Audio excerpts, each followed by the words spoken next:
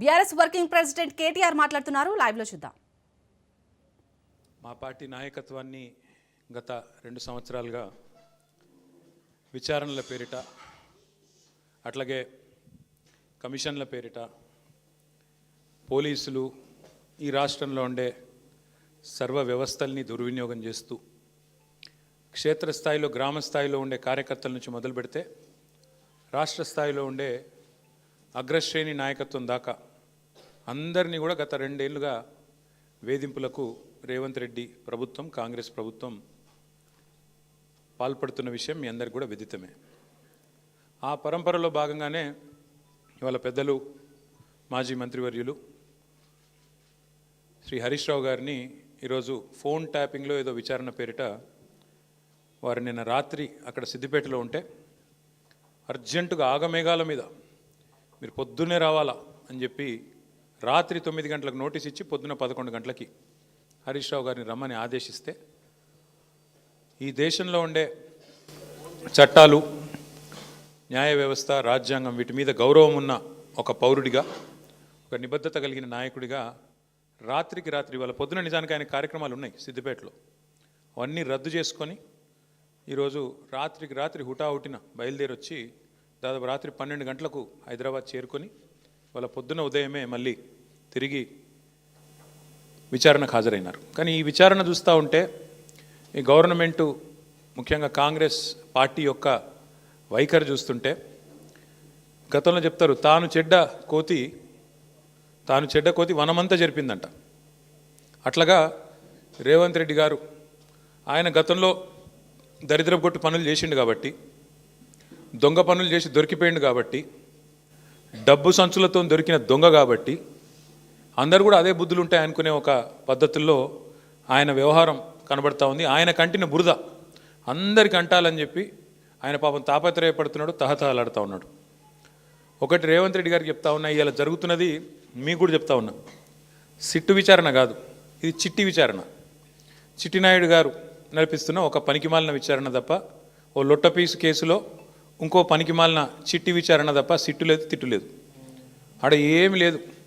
2 ఏళ్ల నుంచి బోగస్ కథనాలు, ముఖ్యమంత్రి కార్యాలయంలో వడ్డించి వార్చే పనికిమాలిన స్టోరీలు, ఒక్కటి కూడా రాష్ట్ర ప్రజలకు పనికొచ్చే కథనం లేదు.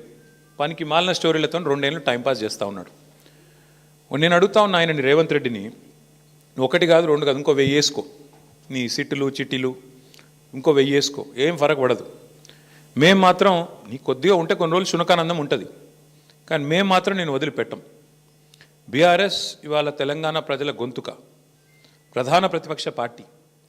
మీరు ఎన్నికల్లో ఆనాడు మమ్మల్ని ఓడించడానికి అడ్డమైన మాటలు చెప్పి అడ్డగోలు హామీలు ఇచ్చి అందమైన అబద్ధాలను 6 గ్యారంటీ కార్డుల రూపంలో ప్రచురించి ఆ రోజు ప్రజలను ఏదైతే బురిడి కొట్టించినారో మేము ప్రజల తరపున గట్టిగా మాట్లాడుతున్నాం అనేది నీ బాధ.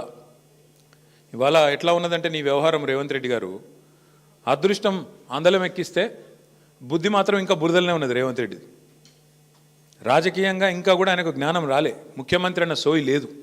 తెల్లారి లేస్తే కేసీఆర్ గారిని తిట్టడం, మా పార్టీ నాయకులను తిట్టడం, పనికిమాలిన బూతులు మాట్లాడడం, పనికిమాలిన పని చేయడం తప్ప. అందుకే అంటున్నా నేను, అదృష్టం అందలం ఎక్కించిన బుద్ధి మాత్రం బురద బుద్ధే రేవంత్ రెడ్డిది. అందుకే ఈ దిక్కుమాలిన పనులు చేస్తూ ఉన్నాడు. 2 సంవత్సరాల నుంచి సాగదీస్తున్నాడు ఫోన్ ట్యాపింగు. నేను ఇవాళ అడుగుతా ఉన్నా రేవంత్ రెడ్డిని, ఎందుకు ఒక్క అధికారి కానీ ఒక్క మంత్రి కానీ లేదా స్వయంగా హోంమంత్రి ముఖ్యమంత్రిగా ఉన్న ఈ రాష్ట్రంలో ఒక్క అఫీషియల్ ప్రెస్ మీట్ ఎందుకు ఉండదండి ఫోన్ ట్యాపింగ్ మీద? ఒక్కరు బయటకు వచ్చి ఎందుకు మాట్లాడరు? ఎన్ని రోజులు లీక్ల మీద బతుకుతావు? జరిగింది తప్పు అంటున్నావు, ఏం తప్పు జరిగింది చెప్పు. ఇంకెన్ని రోజులు లీక్ల మీద బతుకుతావు?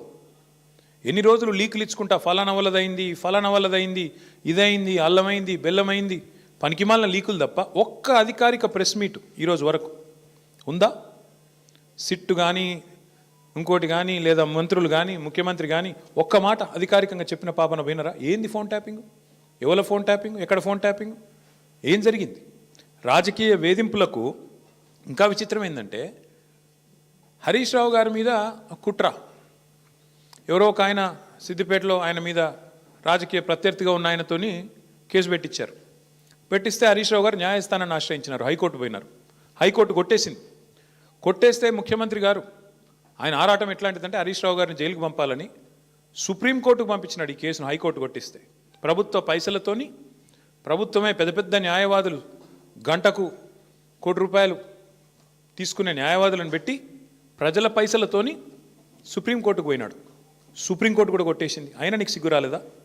ఈ కేసులో ఏం లేదు, విచారణార్హం కాదు ఈ కేసు అని, ఈ ఫోన్ ట్యాపింగ్లో పసలేదు హరీష్ రావు గారి మీద అని చెప్పి సుప్రీంకోర్టు కొట్టేసినాక కూడా సుప్రీంకోర్టు కంటే కూడా నీ సిట్టు నీ చిట్టి పెద్దదా? అసలు ఏమైనా ఇంగితం ఉందా ఈ ముఖ్యమంత్రికి కానీ ప్రభుత్వానికి కానీ? వాళ్ళ బాధ అంతా ఒకటే. నిన్న ఉదయం హరీష్ రావు గారు డీటెయిల్డ్గా ప్రెస్ మీట్ పెట్టి రేవంత్ రెడ్డి బావమరిది కుంభకోణం బయటపెట్టిండు. రేవంత్ రెడ్డి బావమరిది బయట పెట్టే వరకు వెంటనే సాయంత్రం వరకు హరీష్ రావు గారికి నోటీసులు. ఇది వాస్తవం, ఏం లేదు ఇలా. ఎంతకంటే నిజంగానే హరీష్ రావు గారు నిన్న చెప్పింది తప్పైతే, నిన్న ఉదయం ప్రెస్ మీట్లో హరీష్ రావు గారు చెప్పింది తప్పైతే, అయితే సింగరేణి సంస్థను సంబంధిత అధికారులు బాధ్యులైన మంత్రి గారో లేదా ముఖ్యమంత్రి గారో ఈ పాటికి తప్పు వారు చెప్పింది ఇది వాస్తవం అని చెప్పాలి కదా. చెప్పారా? 24 గంటలు అయిపోయింది. ఎందుకు మాట్లాడట్లేదు? ఎందుకు ఒక్క స్పందన లేదు?